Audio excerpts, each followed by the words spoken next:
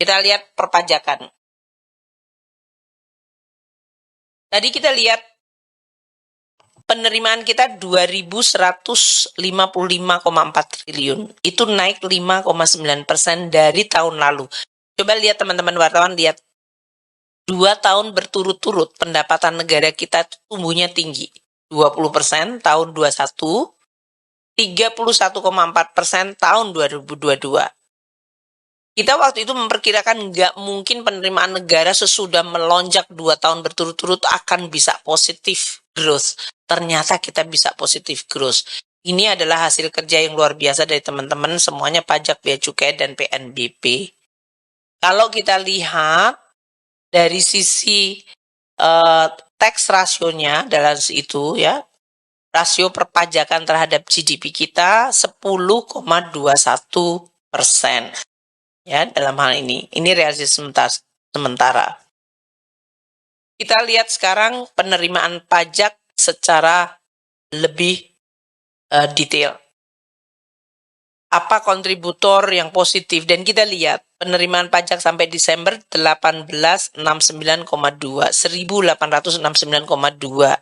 Kalau kita bicara sama Pak Suryo, ini kira-kira penerimaan pajak sudah mendekati waktu ISA. Karena sudah di 18,69. Sudah lewat ISA ya? Oh, ya artinya 19 ya udahan ya. Harusnya udah 19. Artinya udah mendekati jam 7 malam gitu. Nah, ini 108,8% kalau dari target APBN awal. Jadi di atas target APBN. Target APBN waktu itu udah direvisi ke atas di Perpres 75. Udah direvisi ke atas masih nembus juga. Jadi di Perpres 75 102,8%. Kita lihat komponennya sebelah kiri. Jadi pertumbuhan 8,9 itu. Untuk PPH non migas masih tumbuh 7,9%.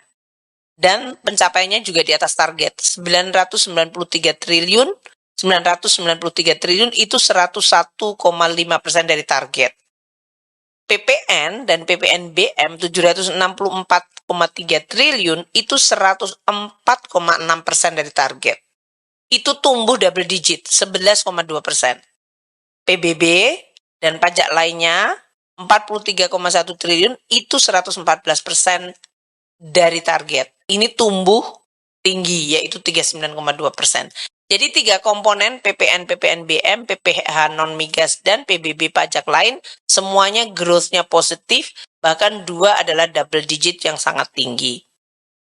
Yang turun adalah PPH migas, karena tadi harga komoditas migas turun, dan juga dalam hal ini ada beberapa faktor mengenai penerimaan yang tidak berulang, yaitu waktu terjadinya tax amnesty yang kedua atau PPS, program pengungkapan sukarela tahun 2022 yang tidak berulang lagi. Penerimaan pajak 2023 ini istilahnya hat-trick. 3 kali goals berturut-turut dari 2021, 22, 23. Semuanya di atas 100%. Ini kinerja yang harus terus kita jaga. Nanti dengan Cortex kita sudah selesai, reform di tempat pajak. Kita berharap Direktorat Jenderal Pajak juga akan meningkat. Bea cukai juga sangat banyak, nanti saya sampaikan beberapa reformnya. Jadi kita lihat momentum dari penerimaan pajak ini terjadi tidak hanya karena komoditas. Pada saat komoditas ambles, kita tetap bisa jaga. Ini berarti tidak hanya didrive atau didorong oleh komoditas, namun juga basis pajaknya mulai diperluas, kemudian berbagai macam effort yang dilakukan seperti peningkatan pengawasan dilakukan, termasuk pasca amnesti atau PPS. Jadi teman-teman pajak itu sesudah wajib pajak semuanya menyampaikan tax amnesti 1 dan PPS, kita lihat datanya, kita lihat compliance-nya, kepatuhannya, dan kita lakukan pengawasan yang lebih detail, dan ini menghasilkan dampak yang positif. Kita juga melakukan pengawasan berdasarkan risiko, membentuk komite kepatuhan, dan juga memperluas informasi dan intensifikasi terutama dengan basis ekonomi digital. Kita juga melakukan tidak hanya dari sisi enforcement dan peningkatan basis pajak. Pelayanan pajak juga diperbaiki. Beberapa insentif tetap dilakukan. Pelayanan pajak itu seperti yang kita umumkan waktu itu. Wajib pajak orang pribadi yang lebih bayar.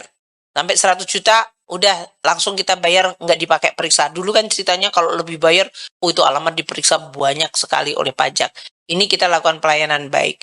Kita juga memberikan restitusi insentif untuk PPN yang ditanggung pemerintah, termasuk untuk mobil listrik, perumahan, yang kemarin kita luncurkan untuk menstimulasi ekonomi.